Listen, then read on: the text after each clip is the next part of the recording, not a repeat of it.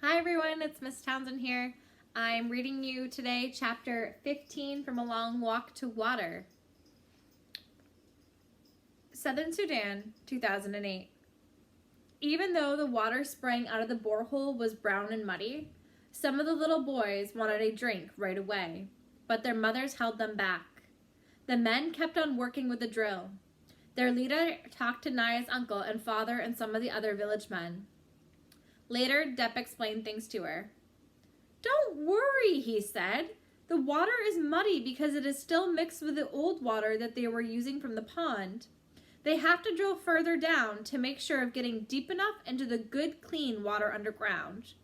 And then they have to put in the pipes and make a foundation with gravel and then install the pump and pour cement around it. And the cement has to dry." It would be several more days before they could drink the water, Depp said.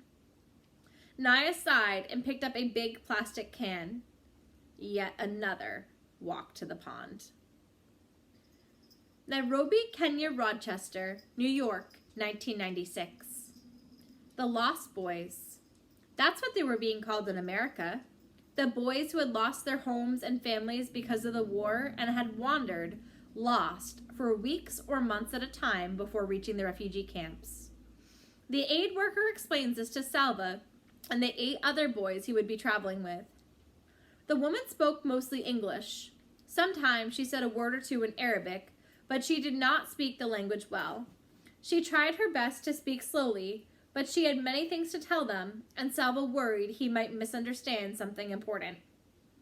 They rode in a truck from the Ifo refugee camp to the processing center in Nairobi, the capital city of Kenya. Endless forms had to be filled out. Their photos were taken. There was a medical examination. This was all a blur to Salva, for he was too excited to sleep, which made him too tired to grasp everything that was happening. But there was one clear moment when he was given new clothes. In the camp, he had worn an old pair of shorts and an even older t-shirt. He had taken good care of them as good care of them as he could, but there were holes in the shirt and the waistband of the shorts were stretched out and threadbare. The camp workers handed out clothing whenever donations came in, but there was never enough clothes for those who needed them. Now Salva's arms were piled high with new clothes. Underwear, socks, sneakers, a pair of long pants, a t-shirt, and a long-sleeved shirt to wear on top of it. And he was to wear all of these clothes at the same time? "It's winter in America," the aid worker said. "Winter?"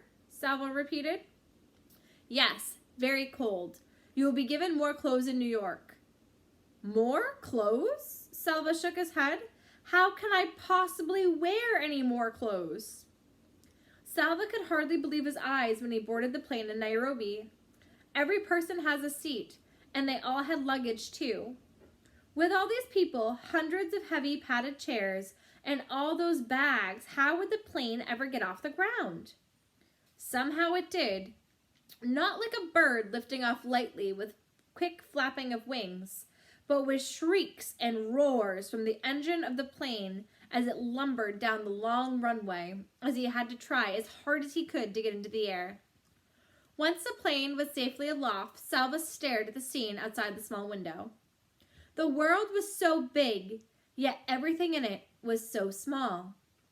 Huge forests and deserts became mere patches of green and brown. Cars crawled along the roads like ants on a line.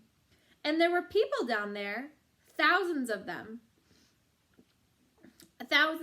but he could not see a single one. "Would you like a drink?" Salva looked up at the woman in her neat uniform and shook his head to show that he did not understand. She smiled. "Coca-Cola? Orange juice?" Coca-Cola. Long ago, Salva's father had once brought a few bottles of Coca-Cola back from his trip to the market. Salva's first taste had been startling. All those bubbles jumping around in his mouth? What a rare treat it had been. "Coca-Cola, thank you," Salva said. And with each sip, he remembered his family passing the bottles from hand to hand, laughing at the tricky bubbles, sharing and laughing together. The journey to Salva's new home required not 1, not 2, but 3 planes. The first plane flew from Nairobi to Frankfurt in a country called Germany. It landed with a alarming thump, then braked so hard that Salva was thrown forward in his seat. The strap across his stomach caught him hard. He took a second plane from Frankfurt to New York City. It too landed abruptly, but this time Salva was ready, and he held tightly to the armrest. At New York City, the aid worker had let the boys go to different gates. Some would be making the final leg of their trip alone, while others were in groups of 2 or 3. Salva was the only one going to Rochester. The aid worker said that his new family would be waiting for him there. On the plane to Rochester, most of the passengers were men traveling on their own, but there were some women too, and a few families, mothers and fathers and children. Most of the people were white, beginning at the airport in Frankfurt. Salva had seen more white people in the last few hours than he had seen before in his whole lifetime. He tried not to stare, but he couldn't help studying the families closely. Thoughts kept looping in his mind. What if my new family isn't here? What if they've changed their minds? What if they meet me and they don't like me? Salva took a deep breath. One step at a time, he reminded himself. Just this flight to get through, for now. The plane landed at last, its wheels screeching while Salva gripped the armrest and braced himself for what was to come. There they were, smiling and waving in the airport lobby, his new family. Chris the father, Louise the mother, and 4 children. Salva would have siblings just as he had before. He felt his shoulders relax a little on seeing their eager smiles. Salva said hello and thank you many times. For in his fatigue and confusion, those are the only words he felt sure about. He could not understand what anyone was saying, especially Louise, who spoke so quickly that at first he was not sure she was even speaking English. And yes, they did have more clothes for him. A big puffy jacket, a hat, scarf, gloves. He put on the jacket and zipped it up. The sleeves were so bulky he felt as if he couldn't move his arms properly. He wondered if he looked very foolish now, with his body and arms so fat and his legs so thin. But none of the family laughed at him, and he soon noticed they were all wearing the same kind of jacket. The glass doors of the airport terminal slid open. The frigid air hit Salva's face like a slap. Never had he felt such cold before.